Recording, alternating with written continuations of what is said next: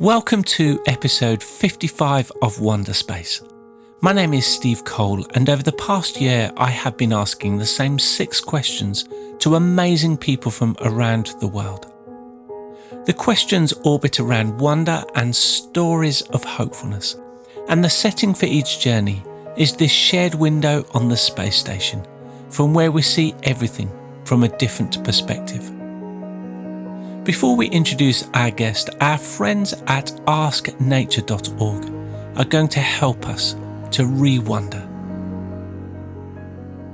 How does a bird learn to sing its song? For zebra finches, the key is to take music lessons inside their heads. When a young finch hears his father singing, part of his brain memorizes the tune. Later, that part uses the memory to get another region of the brain to control his vocalizations. As the bird sings, the music teacher part of his brain listens and compares what it hears to what it remembers. It then adapts its efforts so that it gets better at teaching as the student part gets better at performing, always with a little room for artistic license.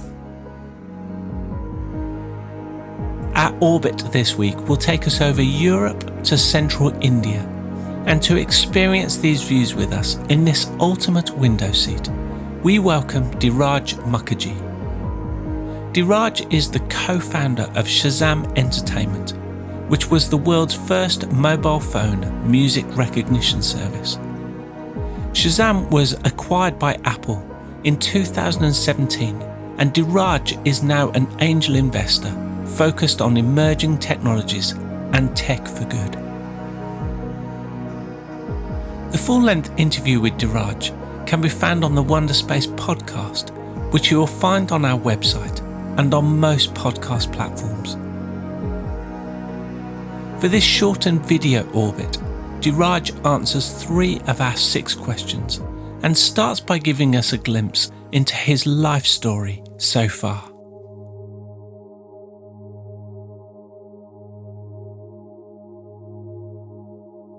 So I was born in India, and my dad worked for Air India. So I grew up all over the world, in France and in Greece and in Switzerland and in Singapore and in Tokyo. And I was educated in the US, Dartmouth College. And I went to Stanford Business School from 1995 to 97, just when the internet was starting up. So I was in the heart of Silicon Valley and was bitten by the bug, technology and entrepreneurship.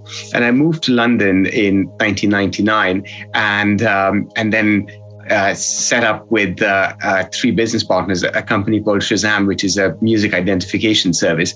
This was the early days of the mobile phone as we know it, and nothing like Shazam existed at the time. So we had to invent the technology and find all the music that we could get hold of in the UK, and launched in 2002. And it was a long roller coaster ride from there, from the brink of bankruptcy through to the iPhone launching in 2008, which in many ways was a game changer for Shazam.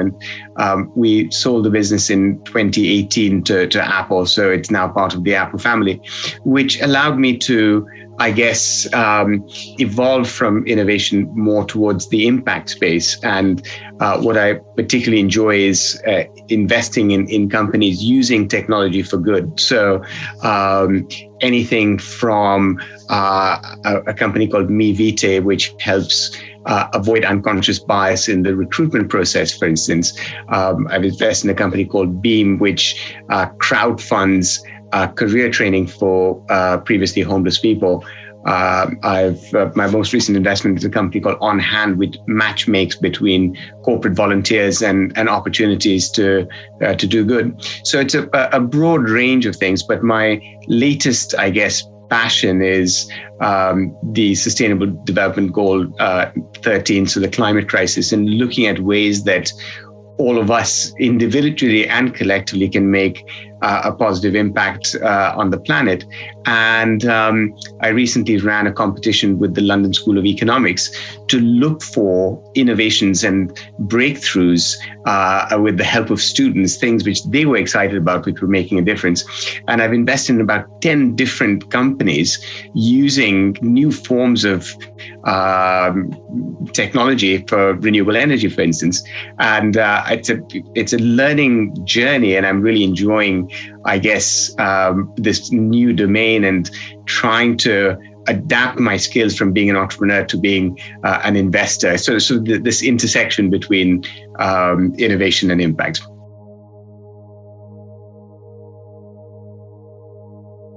My story of hopefulness is trying to support entrepreneurs who have a vision and a passion for making a difference. And I'm a recovering entrepreneur myself, so I've been through the pain, and I know how tough it is to build a business. So I deep empathy for entrepreneurs who are trying to have an impact as well as build a new business.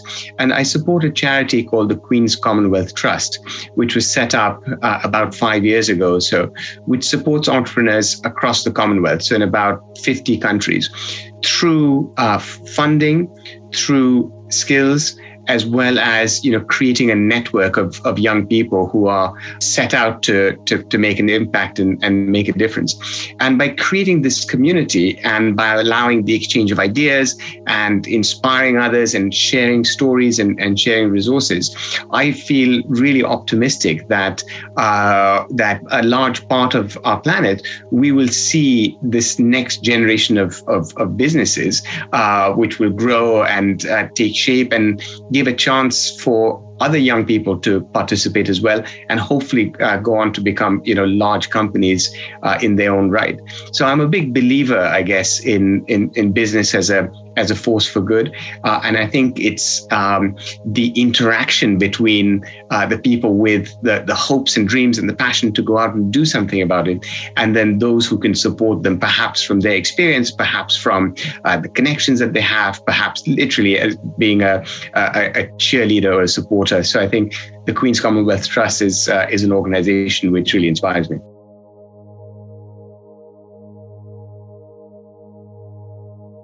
The wisdom I'd like to share is that all of us have an opportunity to make a difference, and it's not as hard as it sounds. So as a Tech for Good investor, I support a number of companies who are trying to get the word out, are trying to sell their products and services. And if we come across a business which has mission as part of its DNA, then small changes can make a big difference. So becoming a customer, becoming an advocate. And the other aspect of that is all of us are investors, because if we have savings, for instance, or in a pension, then that's being invested. And rather than in a faceless big company or the stock market, one can put that towards smaller businesses or emerging businesses or companies which are trying to make a difference, whether that's on the environment or just in general, any of the sustainable development goals. So I think all of us can make a choice with earnings and savings that we have to promote causes that we believe in. So those are the two things that I'm sort of passionate about.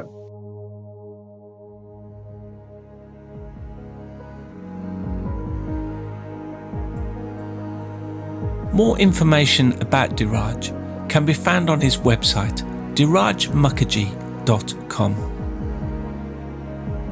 Our previous 54 Wonderspace episodes can be found on our website, ourwonder.space. I want to thank Dhiraj for joining us on Wonderspace for what will be our last episode of 2021.